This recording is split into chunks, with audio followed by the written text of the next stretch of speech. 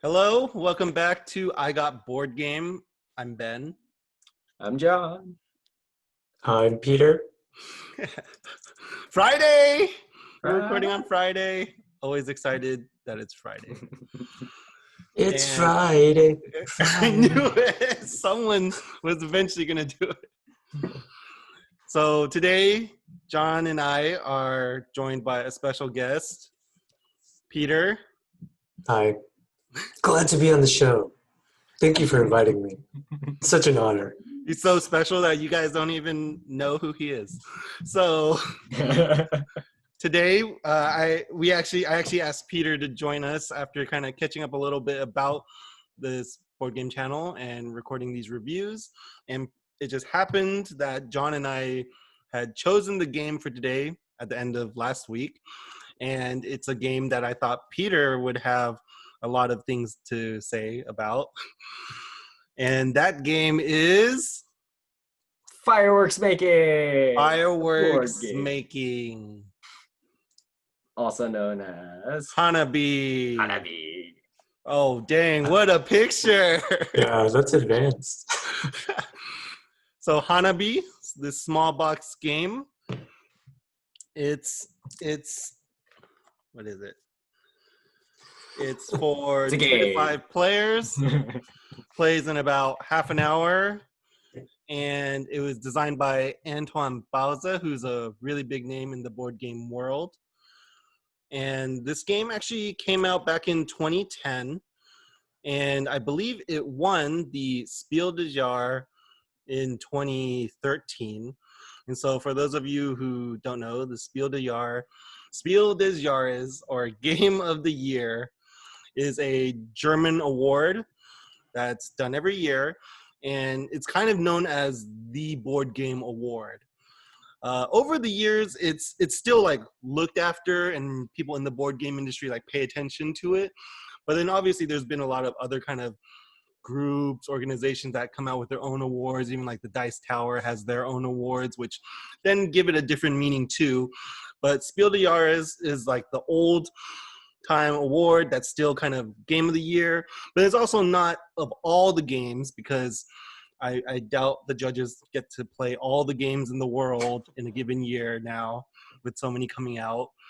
And then also, it's over time, people have noticed that the Spiel des Jahres is more of a kind of a family game category.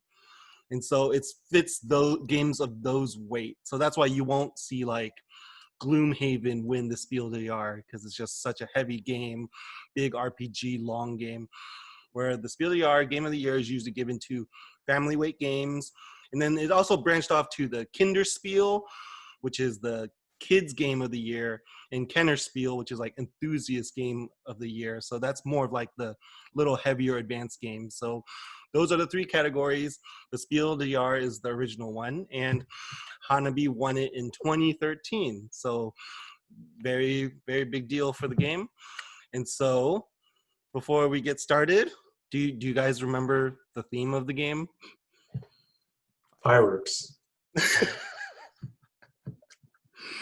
Yes. Okay. So it's Japanese for fireworks. Well, that's what Hanabi is. But you're basically putting on a fireworks show, right? Mm-hmm. That's the theme behind it. And you want to put on the best show you can. It is a cooperative game with a very interesting twist. Race the clock, build the fireworks, launch your rockets. Yes, there you go. Good job, John. Yep. And Let so the image speak for itself. And so to get us into this, I'll do a brief overview of the rules. It is a small game, so I might cover most of it, but still just want to briefly go through it so you have an idea of when we are talking about different aspects of the game. So let me share this setup with you. So this is a picture of the game in motion, kind of being played. And it is a cooperative game where you have this deck of cards numbered 1 through 5 with multiple copies of the 1s and the 2s and 3s and less as you get up in the numbers. And you're going to deal out a certain number of cards depending on the number of players. And the whole idea is you're going to take turns taking one action on your turn, either playing a card, discarding a card, or giving someone else a clue. And so this is a cooperative game. And the main thing that might sound different here is giving a clue. Why would you give a clue? Because the big gimmick, if you will, or the big interesting creative mechanism of the game is that when you're dealt your hand of cards, you do not get to look at them. So you want to make sure to pick up your cards facing away from you. So everyone else on your team, all the other players, are the only ones who see your cards, and you don't get to see them. And so that's how you're going to have to go about taking your turn, player by player, trying to play the cards into stacks of ascending order from 1 through 5. And that's why there is that action of giving each other a clue, because you'll start with a certain number of clue tokens down here, but each time on your turn you want to give a clue, you have to flip one over, basically use one, to then give one other player a clue. And the clue has to be given, basically you're trying to tell them information about the cards they're holding, but you have to follow specific rules to do that, which are that your clue either points out all the cards of one color in their hand. So you could point out like, oh, these 2 cards you're holding are red cards. Or you give a clue that's all of one number that they're holding. So you could say these 3 cards you're holding are 2s. And so that would be the rules for giving clues, and that's it. And so you can give a clue, or you can play a card if you think you have a good idea of what card you have, and you play, and you're hoping to play a card that either starts a stack at 1 or adds to a stack that's already been played the next number up in the same color. And so, and then the last action I mentioned is discarding a card. And that's one way to get rid of an extra card that you don't think you need anymore. And that's how you can get another clue token back for your whole team to use. And so you're just going to keep doing this, giving clues, discarding, playing cards, until you can get all 5 colored stacks from 1 through 5, or as high as you can go in each stack. And then, I mean, if you mess up, that's how you kind of lose these fuse tokens. And so if you mess up 3 times as a team, that's when the game is over also. So you're trying to get all 5 stacks 1 through 5, or when you've messed up 3 times, and that's how the game ends. And you basically see what score you got at the end of the game, and that's how you do better, win the game. It's also a race against time, because the game also ends once you have no more cards to draw. True. Yeah. And so with that brief overview, we will go into what we like. What are the pros about this game? Starting with The guest. Okay, good. Oh, yeah. I mean, I can start. I mean, there's so many things that I really like about this game. I think, I mean, maybe I'll give one thing, and then we can kind of go around, and then each say one thing, and go from there. One long list of things.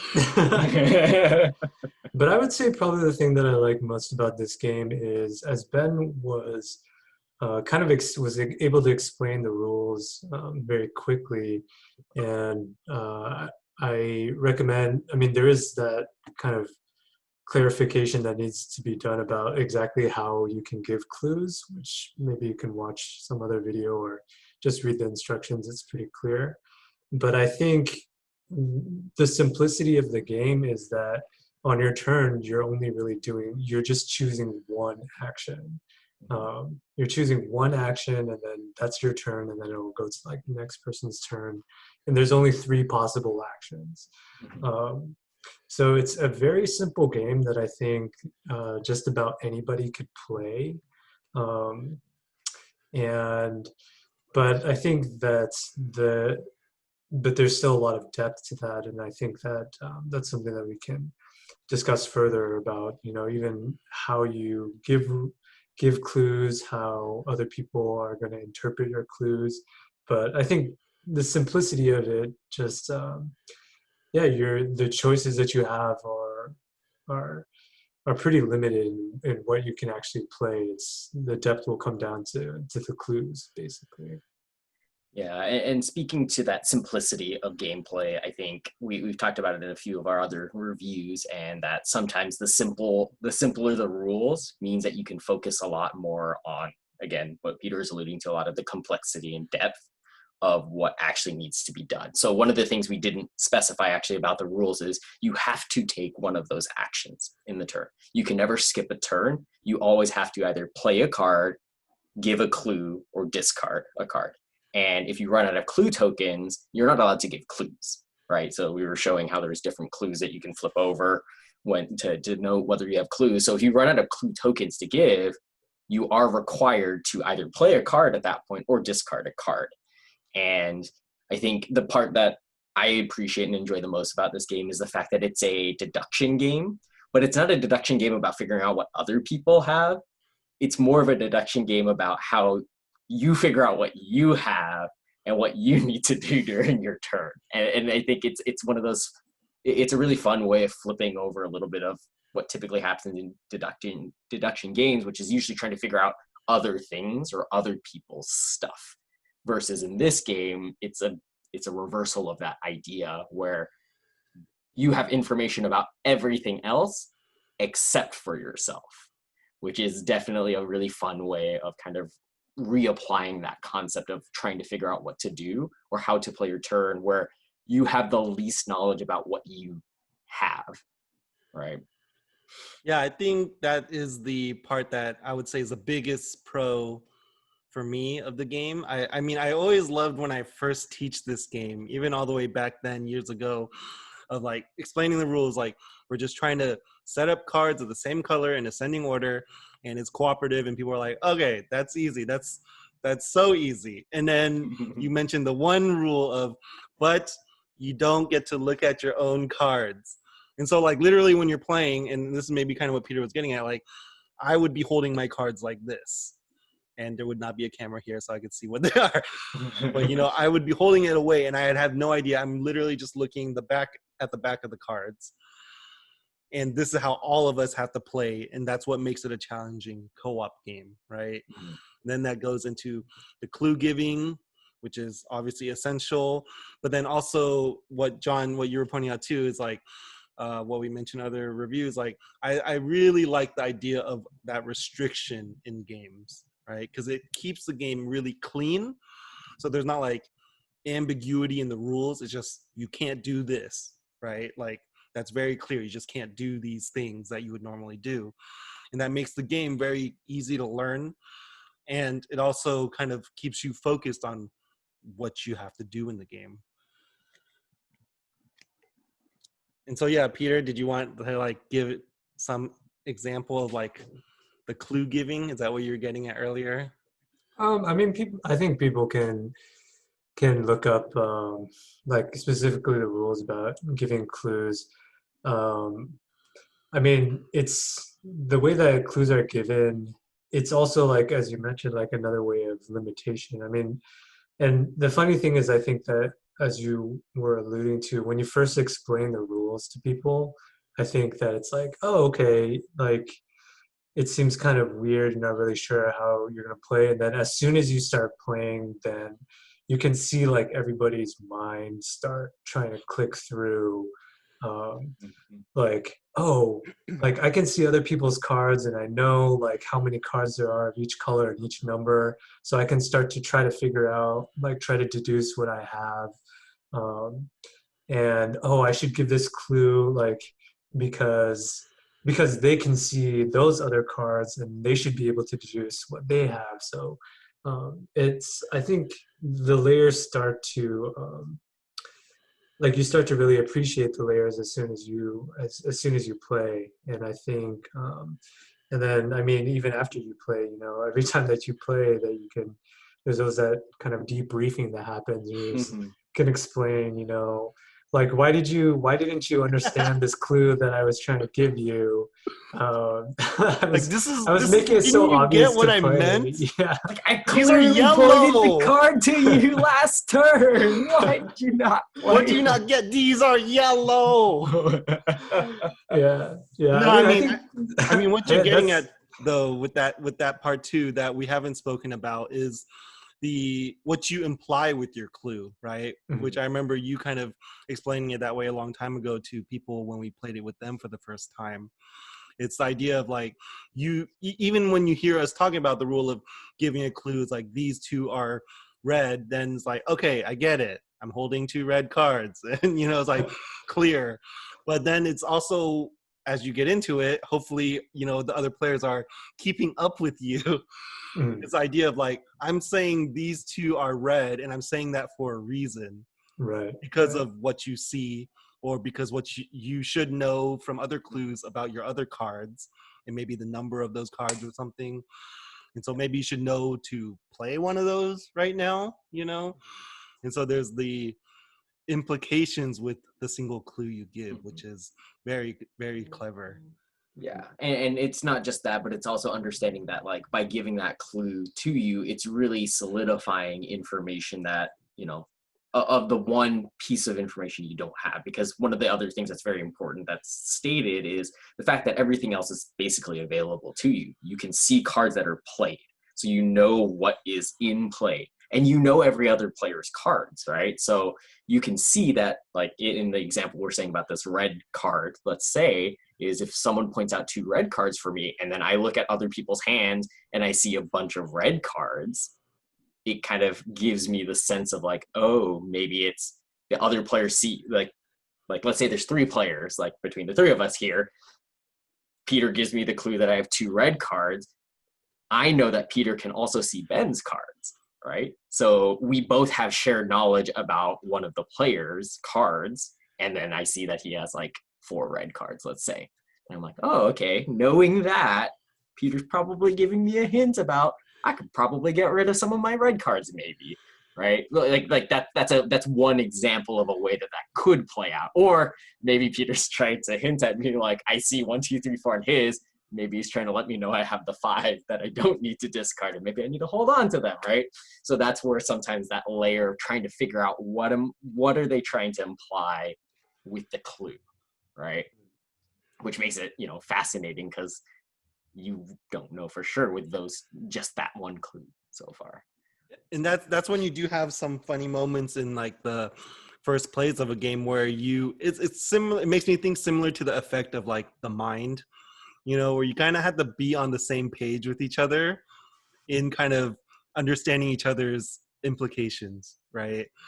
Because I've played with someone who kind of assumed the exact opposite of what I was implying when I gave a clue, and then the game ended really quick, and then we talked about it's like why did you think that? And it's like, why not? It could mean that. And like, that's fair. Yeah. Like it equally could imply either thing. It's just not, you didn't get the right thing I was implying.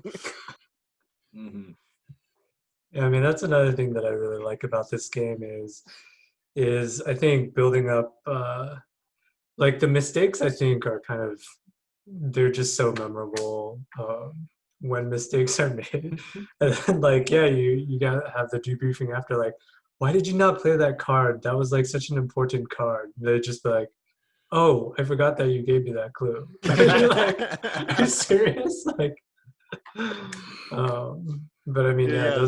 those are just like the funniest things, I think. I think, yeah, I remember this really funny moment with our friend Damien and Becky, and playing with them once. And this is a game you have to kind of focus on because there's that memory aspect of what you were told, and you even want to keep track of certain things that other people are told, right? So that you can kind of, in a sense, I mean, you can't talk out planning, but you're planning together of like, okay, they know this, so they should probably do this on their turn. Then I can do my thing on my turn. And so Damien, calling you out, he was not paying attention one time. He was like watching like some game at the same time while we were playing. And then I think someone like Becky or me had given him the clue of like yellow cards in his hand once. Or no, someone gave me a clue, I think, of yellow cards in my hand. And then it came back to his turn, and then he looks at me like, those cards are yellow. I was like, I knew those are yellow. Why you waste a turn? So you do kind of have to pay attention. And so if actually, if you're not focused, that can also be frustrating for people. Mm-hmm. But then other thing that I like about the game is there's those little things you learn with, I think, your version of the game, because mine is a certain edition of the game, and there's actually been, I think, a lot of editions in different languages with slightly different artwork and stuff. And so there's small ways that you also learn, for example, of like when someone gives you a clue, how you can remember what you were given, you know. And I think that's a small, I don't know if it's an intentional design point. I kind of doubt that it is, but I think it's funny that it is part of the game, where just the way the art and the components are produced, there are ways you can kind of do little tricks to help you remember, right? Like if like John or Peter gave me a clue that like this card is red, well, so the back of the card looks like that. And so in my own hand, I could flip it this way. And so I'll know the card that's upside down is the one that I was given a clue about. And I think that's just funny. I mean, it's helpful, keeping in mind that this is a family game. I think to have those little ways of helping remember things is helpful. It can even be helpful to teach kids this way of like little, you know, memory tools. Like, you know, the card that I put on the right side of my hand is something that I know something about, where then the rest I don't, you know. Mm-hmm. So even like those kind of tricks, I think, are could be little educational things, and it fits in with how the game is produced. Yeah, I think going off what Ben said about it being a family game, I think, yeah, I think that's another strong thing about this game, is that I think you could enjoy it on a very simple level of just trying to get through it, and, you know, like even giving simple clues, you know, not going through all that depth of what we were talking about, of trying to do all the deduction and giving like optimal clues. I think that you could really just enjoy the game much more casually.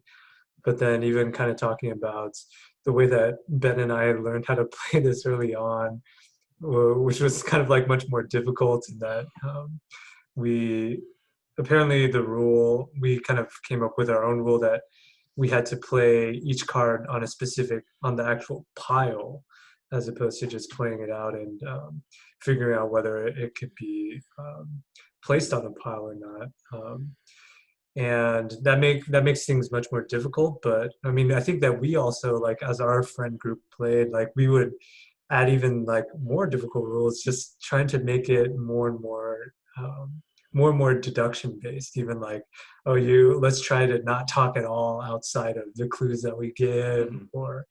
or try to make sure that we're not giving like body cues or like facial cues. Yeah, when someone's gonna play. Yeah, when someone's gonna play an incorrect card. So, I mean, those are ways that I think we made it more challenging for ourselves to, and made it more fun for ourselves. But I think that you could really play the game however you want to play. Yeah, I do want to clarify. Yeah, I mentioned with Peter and John before recording that the disclaimer, that we have to give is what Peter just said. The way I had learned to play this game and the way I taught it to the friend group at first was from the Dice Tower review of the game, I believe.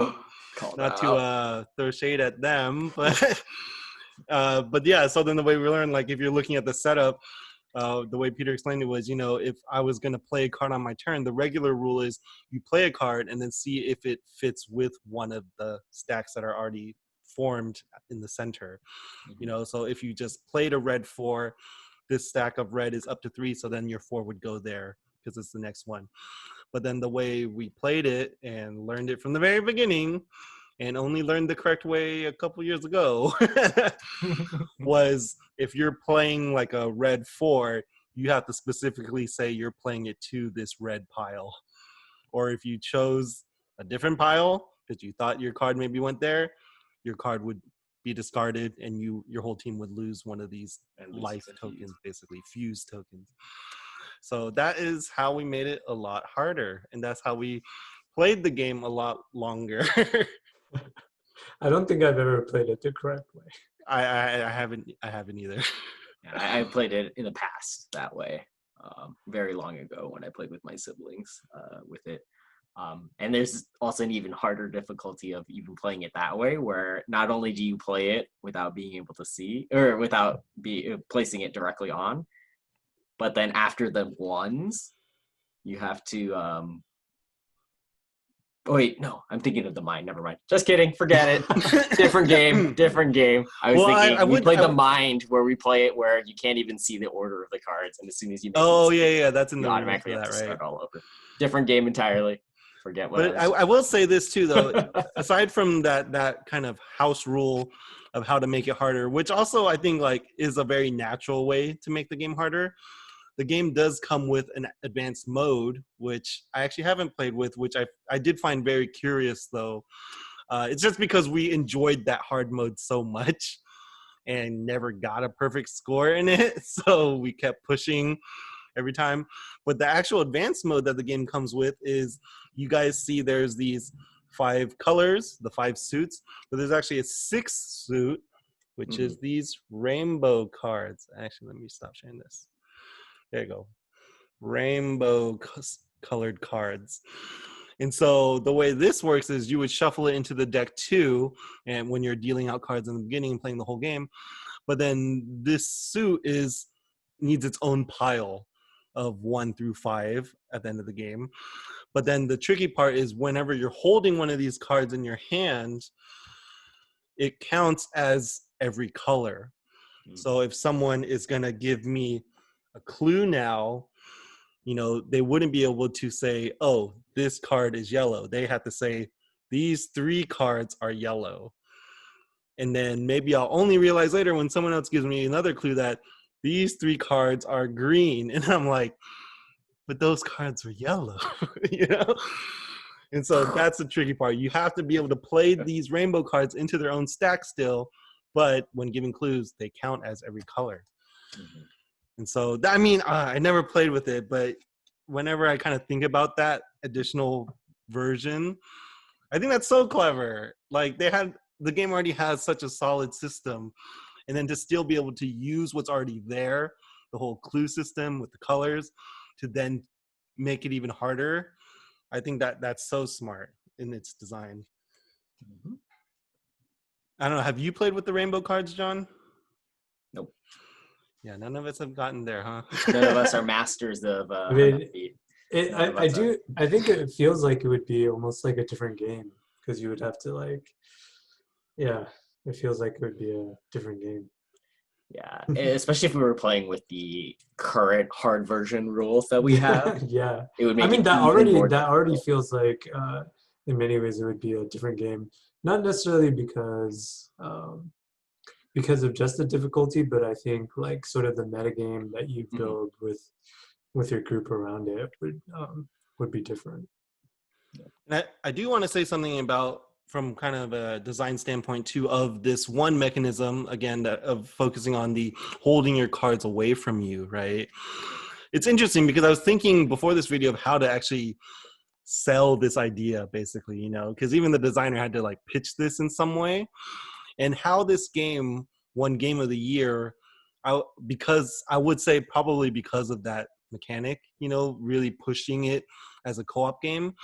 It's interesting that I don't feel comfortable calling it a gimmick, which is kind of what I mentioned it as, because a lot of board games do have gimmicks where it's like a one-time thing to do something very interesting, like, instead of rolling dice, you have to put dice in the dice tower, or instead of like playing cards, you have to drop them, really random things.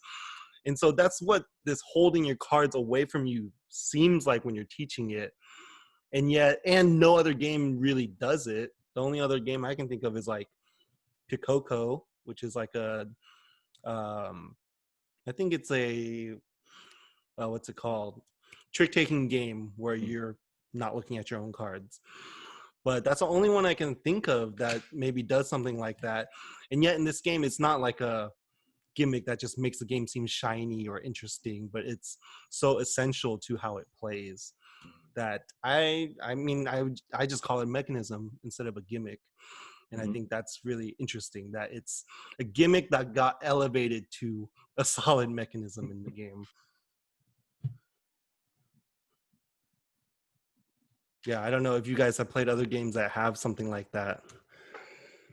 Well, again, I think it kind of harkens back to that concept of just there's so few. It's difficult to execute a game in which you have no knowledge about your stuff, right? That just it's such a revolutionary concept in just in general, right? Like the thing that you possess or the thing that you are able to act upon is the one thing that you have no knowledge about, right? At all. Like you really have no knowledge about other than the fact that there's 5 of them in the hand until clues are given, right? Well, until stuff is done specifically to allow you to have it. And so that's why it's to create games in any other forum or any other capacity, especially outside of a cooperative setting, it's just something that is just like, how would you even execute something like that in the first place, right? Like, how do you even play a game if basically you have no knowledge about what the things are that you have to play with, right? So, which is why it makes this a very unique and a very special game too, in that way. So. And so I think the last small pros I can think of are, I mean, I love that it's a co-op game. I've mentioned before, I just like co-op games. So that is something that draws me to it initially. But then also like just the production wise, like it's this small, you know, and I think that's part of the brilliance of it too, right? It's just cards, which I usually don't care for that much if a game is just cards. You know, I like having some fancier things going on, but this makes it so easy to bring with you, right? Small box game, small components, all fits well. And so, yeah, well produced, colorblind friendly, if you will. Because aside from the colors, I mean, we call it by the colors on the cards, like as the suits, but they also have words to also help distinguish by color. So it is technically colorblind friendly in that way. And so, yeah, good move to do that. If you can read the character, though. Yeah, mine are the Japanese or Chinese characters, the kanji characters. It doesn't mean the colors on it. It's just random words. The fireworks, the shapes are different too. Yeah. So yeah. Oh yeah. You could describe that. Yeah. In the actual pictures, yeah. Mm-hmm. So big circle explosion.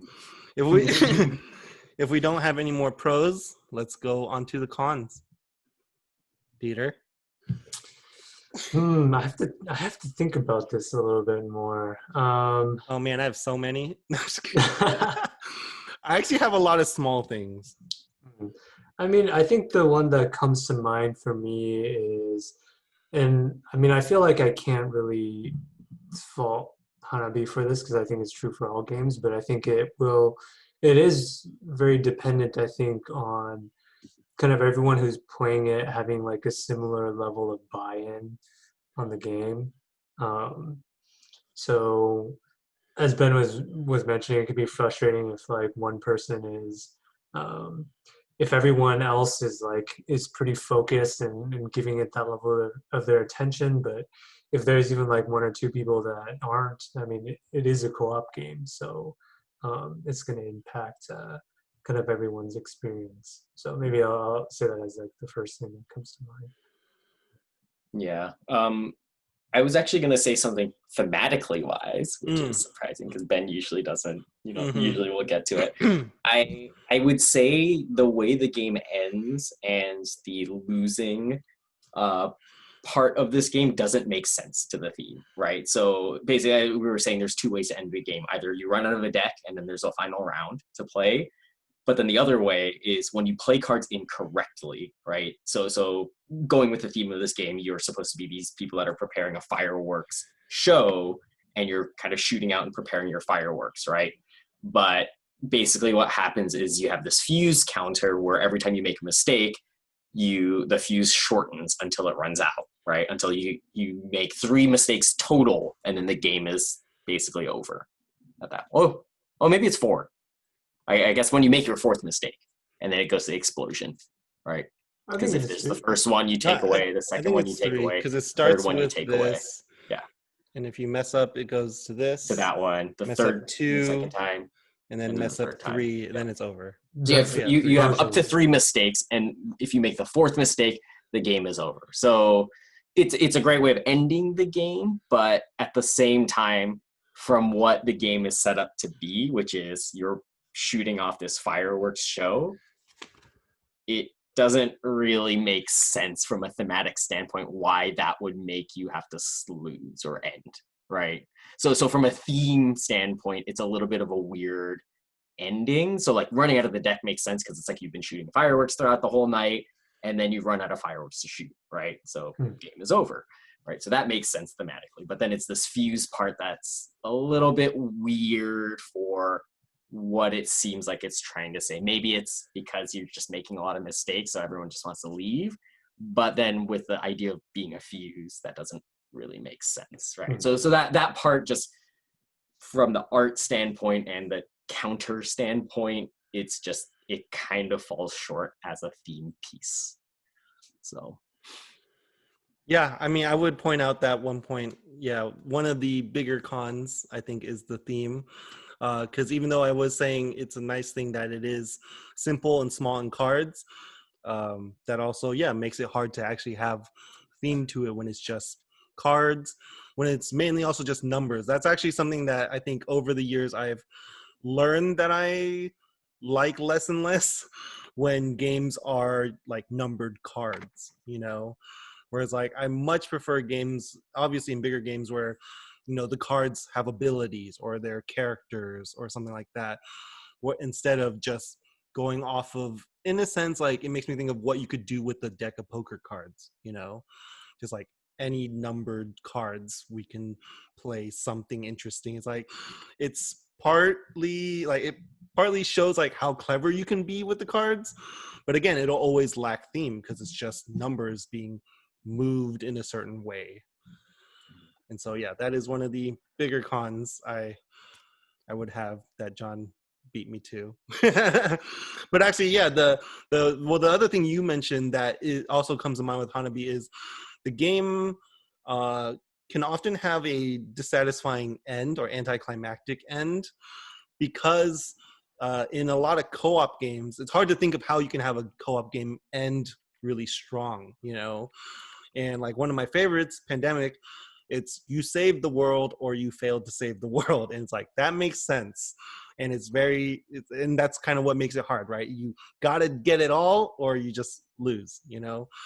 Where in co-op games, and I think it's kind of more older co-op games or older small ones, like, yeah, they make it into a co-op game where you just kind of see the score of your team. And then there's like a little chart in the rules that give you like some kind of thematic description of like, oh, what range of points means what, like, oh yeah, you did horrible and you're booed by the crowd, or mediocre to legendary, you know? It's like that really is also, I mean, I guess that's trying to be thematic, but it is just anticlimactic of like, we played this whole exciting game and we just get a number and that's supposed to mean something, you know? So yeah, that's probably my biggest con for the game. But for us point scoring people who always want to just get high scores, it's fine. It doesn't matter. I don't need text. I just need a high score that I need to beat. I don't care if it's arcade Donkey Kong or Pac-Man. I just need a high score. I mean, we're still chasing that perfect. So I know, right? Yeah, I But mean, yeah, I know. I just definitely feel that though. So it's definitely like the whole ride is so fun and intense, and then it's just like, yeah, okay, yeah, let's forget that and like let's start over. You know, that's kind of how it feels. Yeah, I mean, I think, yeah, I definitely get that, and I guess I'm the kind of person that doesn't usually think about theme all that much.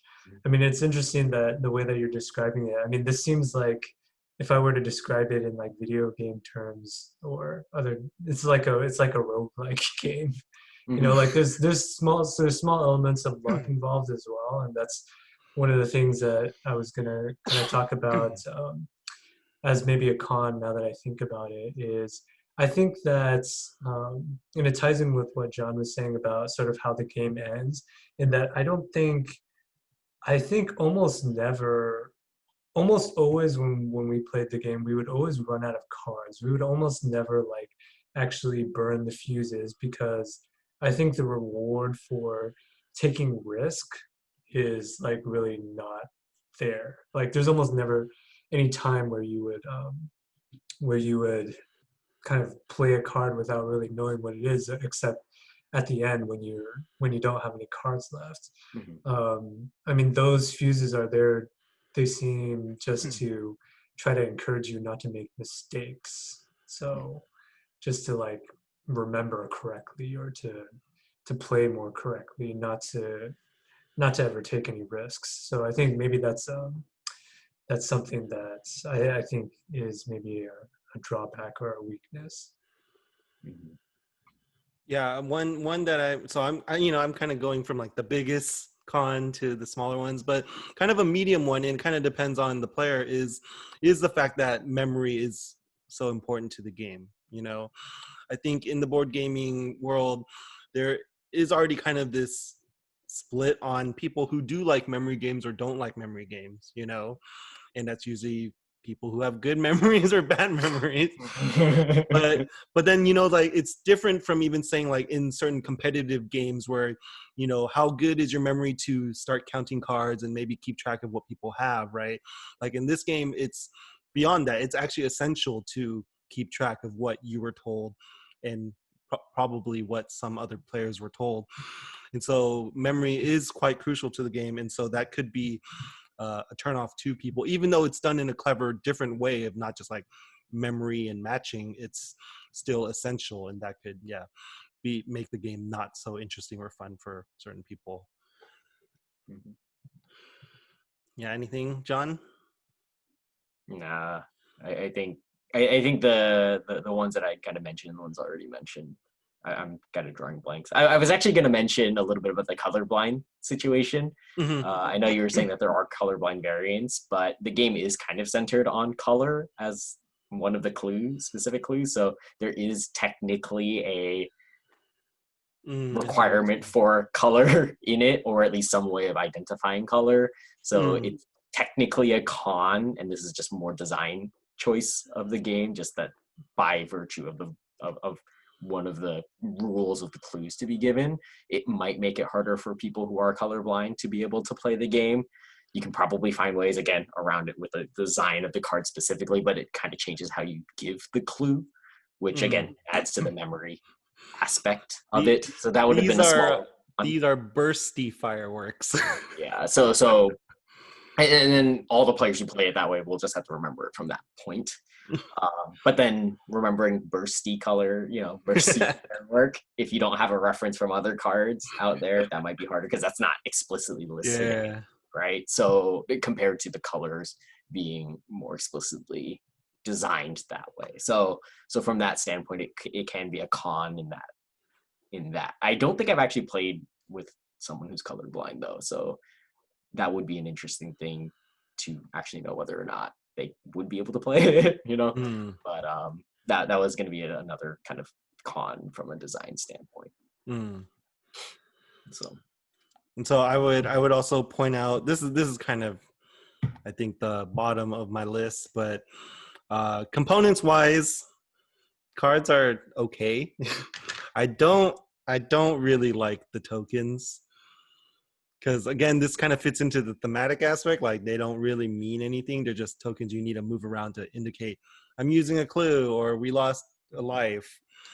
So that production aspect of it is what makes it cheap, both to buy, but then also kind of just to play with, to fiddle with, right? It's just small, cheap tokens. They're not actually even that good tokens, but yeah. So production-wise, that's also a hit on it. But it is what makes it very small, affordable.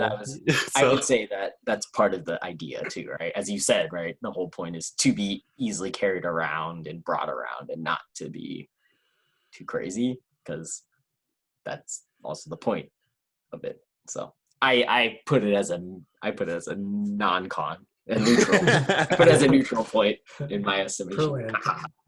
I mean, and actually one bigger con I did forget about was It's a game where you, and this is something that I think you had mentioned earlier, Peter. This game where you have limited communication. Because I mean, obviously you can set that how you want with your group, but I think the inherent idea of it is still not to say things aside from your clues, right? Mhm. And I know there are other games, even like social deduction games, that do something like that, right? Where you're limited in what you can say or how you can gesture and stuff, and that can be not that comfortable for people. But and I would say it's also interesting because I can imagine and have experienced cases where it does feel kind of weird what you're limited to.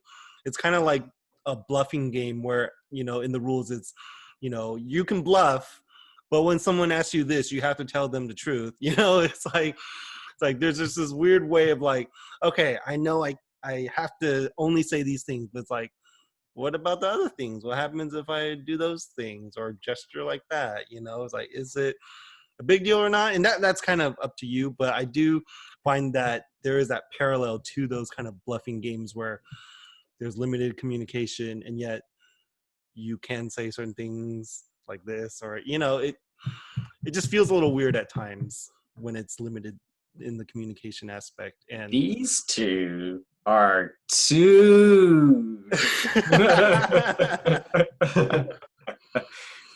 Just like that. yeah, I mean, games do run into that issue when there's limited communication, right? Of like, how much can we stretch it? And do we all agree on how we stretch it? Yeah. Yeah. And so aside from that, moving on a little bit, actually going to something that you had mentioned, John, with my very small con that you said was a non-con. I think what's interesting with that is there have been some other versions of the game for those of you who are interested. Like I remember one that came out a few years after I got into Hanabi. Let me see if I have a picture of it. There is the deluxe version that came out for those of you who are interested. So the base version is like very affordable, right? Like $10 to $15. I would guess around $12 actually. That's my guess. But then the deluxe version is like $35. But the reason why is because it's bigger, and that's because instead of cards, you have these tiles, like mahjong tiles. And so this version, I think I showed this to you, Peter, when it was coming out. Like I don't know. the I don't know. I've never seen it. Oh, really? Oh. I mean, I don't have this. I mean, like I probably sent you a link or something, but yeah, instead of cards, you have mahjong tiles with these fireworks printed on them. And so I think the big appeal of it, aside from being like chunkier and, you know, nicer feeling that way, you're not holding your cards the whole game, right? Mhm. You're literally just setting the tiles standing up in front of you. Mhm.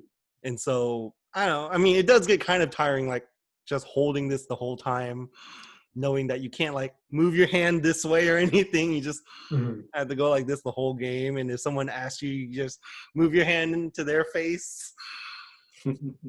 But yeah, so there's this deluxe version, John, which is not a cheap version. Fair enough. Fair enough. I just remember you had mentioned early on about how it's easy to carry around, and that's I know. the purpose. I mean, I do prefer the Calling small. me I mean, out. I don't have the deluxe version. Yeah, I think mean, that's I don't know if I like the look of it though. It looks kind like of the tacky. art on it or the Yeah, tiles. yeah.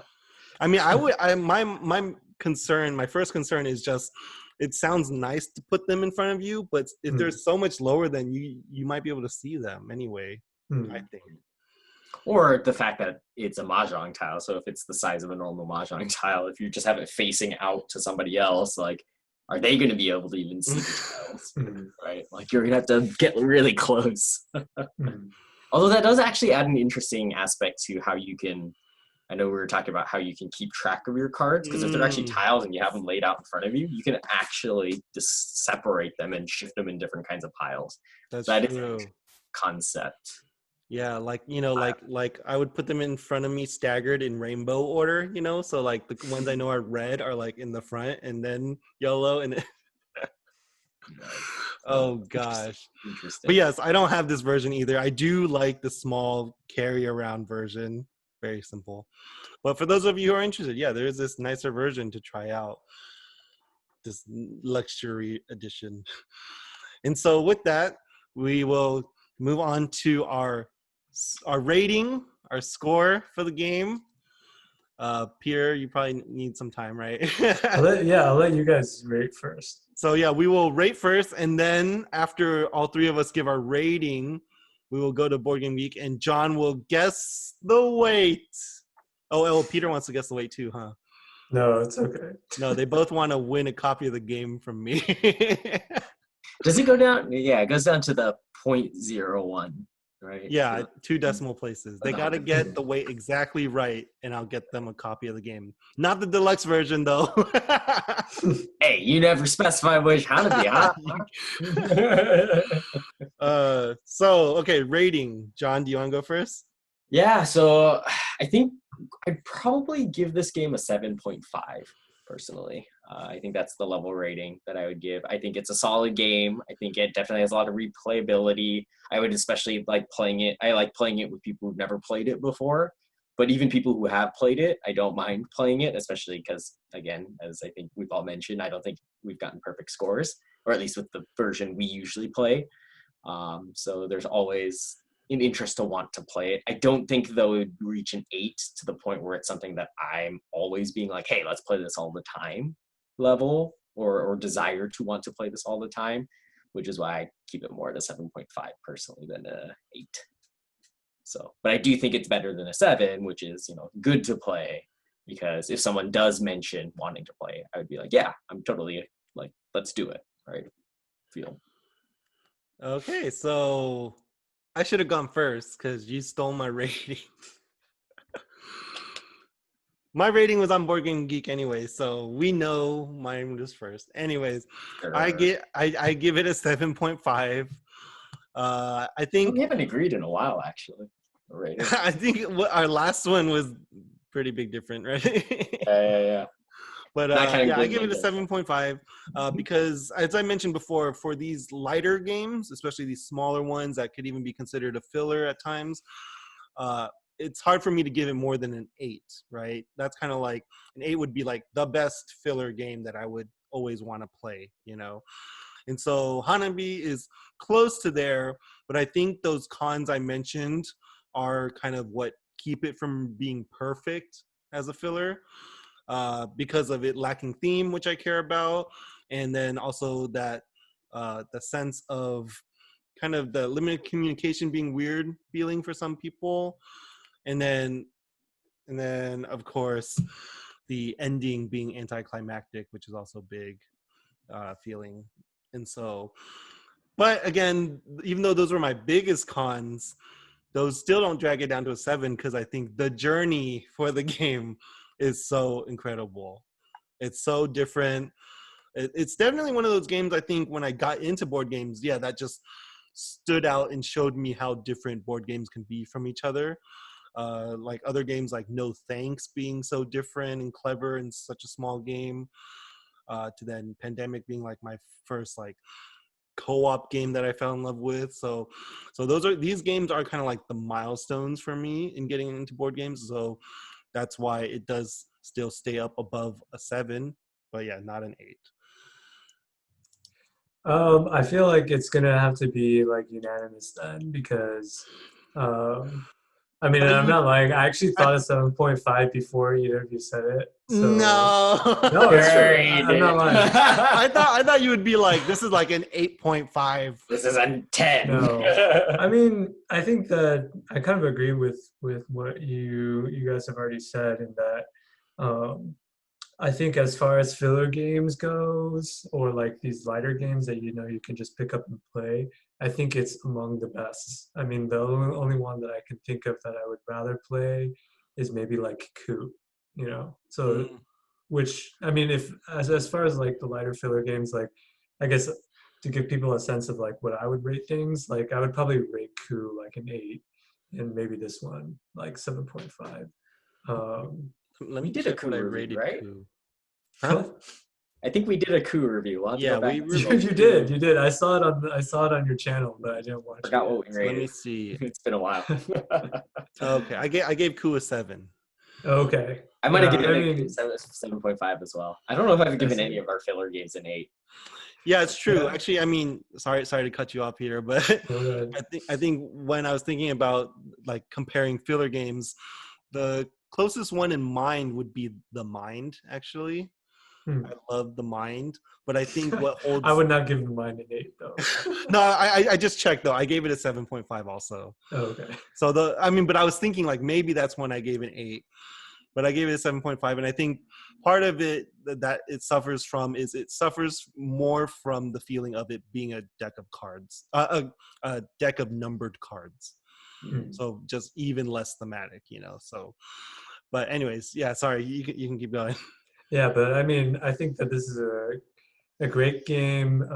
I mean, I guess maybe the difference between this one and Coup is maybe I do enjoy like a more confrontational rather than like cooperative game, like a competitive over a cooperative game. But I mean, this is a great game. I think, yeah, I mean, I think I do reserve, yeah, like above an 8 for those games where, I really like, I'm trying to get people to play like we would set aside time, oh, we got to play this game. And Hanabi, I think, is not quite that kind of game because it is lighter and more like a family type filler type game. But I mean, as far as the category of game, yeah, I think Hanabi for me would be among the best of that category. Okay, so 7.5 all around. Wait, 1.21. Let's go. Okay, wait. John guesses 1.21. 1.21. Let's go. It's gonna be like I'm gonna go lower than that. I'm gonna go like. Dang, I'm gonna go like. I mean, I can't. Dang, you guys Wow. I would go higher, but Really? I mean, I I'm mean, not I saying guess that because you I guys haven't are- seen it either, but No. Okay, I'm not gonna guess. My guess is gonna be off. No, guess. It's no, fine. guess. You guessed 0.6 on one of them, and then it was like not even close. I'm gonna guess 0.87. 0.87 and what 1.12? 1.21. 1.21. Okay, let us go to Board Game Geek and see the actual weight that the community has given the game. Oops, hold on. Let me load it up correctly. Come on, free copy. Come on, free copy or bot copy because Ben's gonna have it. Oh man, I was right, guys. You guys Ben cheated. on Board Game Geek, the weight is 1.7. Wow. No, man, I gotta Really? recalibrate. Is it that heavy? That's 1 point. That's When you started surprisingly saying one, heavy. I'm like 1.2. I was like, that's low, man. 1.7 is pretty high for this kind of game. That's surprising. It's a smart game, okay? It's like no, they're thinking about the version that we played. I'm thinking about it with the introduction of the rainbow too. Yeah. So yeah, my 7.5 rating, the community average is a 7.1. So according to Board Game Geek standard, that's very nope, sorry. That's good. Usually willing to play. So yeah, that is our review of Hanabi. Hope you guys get to check out the game. Very good game, very easy to pick up. And if you found this interesting, share this video with your friends, family, others who are into board games. And until next time, we'll see you then. Like, Bye. share, and subscribe. I'm not saying it. Bye. But if Plug you in do it, your that's own nice. channel for If you. you do it, that's nice, guys. Thanks. Okay, bye.